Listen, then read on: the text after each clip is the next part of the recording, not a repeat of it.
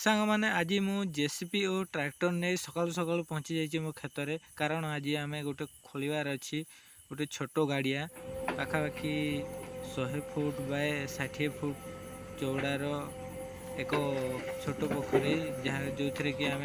माछ जाँल रखू कारण गत वर्ष मु माछ जाँल घिनिकी मोर गोटे छोट पोखरी छाड़ी 100 foot by 100 foot water area गोटे छोट पोखरी माछ छाड़ी जो माछ चारार रेट थिला 1200 टंका पर किलो से किले मछरे पाखापाखि 210 रु 220 भितर माछ रोते से मत लगे ये माछ चारा अति महंगा पड़ुची निजे तो खावाई घरे अल्प किसी चाष करुँ कौन सी बेपार फेपार करूँ से अति एत टाँग देकी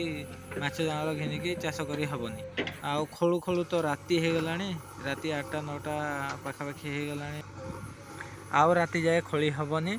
जेसीपी ऑपरेटर माने भी थकी गले ट्रैक्टर ड्राइवर माने भी थकी गले एणु सकाल जाकर खोला हम एबे जाइए खाई पीकी रेस्ट टी निया हम तापर सकाल पुणी काम आम सकाल सकाल आसी खेत में पहुँची सारी और पोखरी खोला काम पाखापाखि सरीगला एबे आम काम सारिकी घर को जीवार टाइम हो गला ये देखु जेसीपी ऑपरेटर केते बड़ हुड़ा को एमती डेईकी पलैज देखु मु तो देखी आश्चर्य हो गली एभलिया कौन सी जेसीपी ऑपरेटर कर प्रथम थर देखी जेसीपी ऑपरेटर को डर लगी कि नहीं के जानी किंतु मते एभलिया कर देखिकी मत भारी छानिया लगुच कारण जेसीपी जदि से लौटी पड़ा कि कौन सी पटे दबी दबी जाइए पड़गला तो जीवन न रही सी तार बाहर करछि किंतु सांग मैंने यही पोखरी आम किछि दिन भितर पानी भरबू और माछ चाष पोखरी प्रस्तुति करूँ चून फून पकईकि खत फत कौन पकड़ार अच्छी से विषय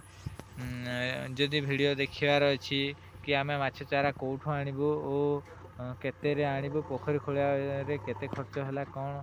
से सबूर टेक्निक खबर जदि रखा चाहते तो वीडियो को गोटे लाइक करदे और चैनल को सब्सक्राइब करदे कारण वीडियो मुझे भी छाड़ी आपण पाक प्रथम नोटिफिकेशन जीव बाहर तो आपण मैंने कमेंट बॉक्स रे कमेंट करंतु पोखरी खोलारे केते खर्च होला से विषय वीडियो आग देखिए ना पानी केमती कौठू भरागला और केते पानी भरागला से विषय जानवा चाहते कि माछ आम कौठू आणलु और कि से केते बड़ साइजर माछ आणलु से विषय जानवा चाहते कमेंट बॉक्स रे कमेंट करंतु देखंतु जेसीपी ऑपरेटर